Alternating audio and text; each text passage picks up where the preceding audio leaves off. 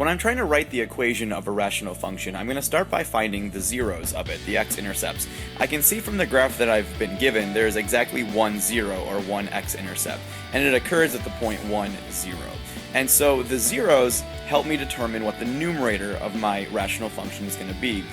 Anything that makes the top of the fraction 0 is going to be my numerator. So I know that my numerator must be x minus 1 because the solution to that would mean x is 1. That would make the top of my fraction 0. So that is the one and only piece, the one and only factor that's going to go in the numerator. And I can see that since my 0 passes right on through, it's got an odd multiplicity, so to the first power, to the third power. Remember, if the graph comes and bounces at that 0, it would indicate that you have a double or at least an even multiplicity.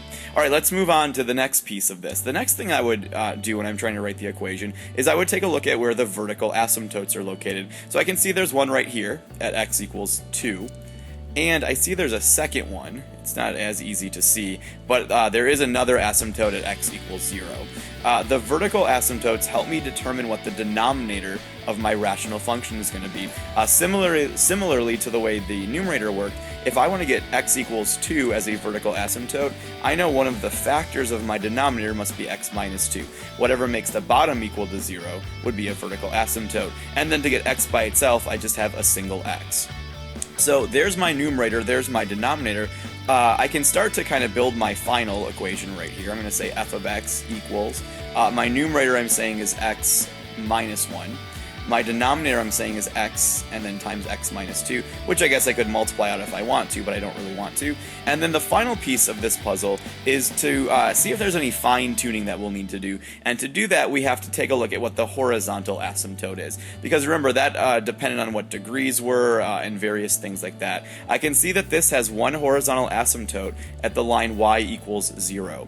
And so I made a little note down at the bottom that according to the chart we looked at the other day, if our horizontal asymptote is y equals 0, we have to make sure that the degree of our denominator is greater than the degree of our numerator. Okay, so let's go ahead and take a look at what we wrote and see if we need to fine-tune anything or if we're okay the way it is. The degree of my numerator is just 1 because it has x to the first power. The degree of the denominator is 2 because if I were to multiply it out, x times x is x squared. So I can see that this works. The degree of the denominator is greater than the degree of the numerator. So I don't need to do any fine-tuning. This is a-okay. And these problems are so easy to check. All you would need to do is graph this on your graphing calculator. Just be sure you put things in parentheses.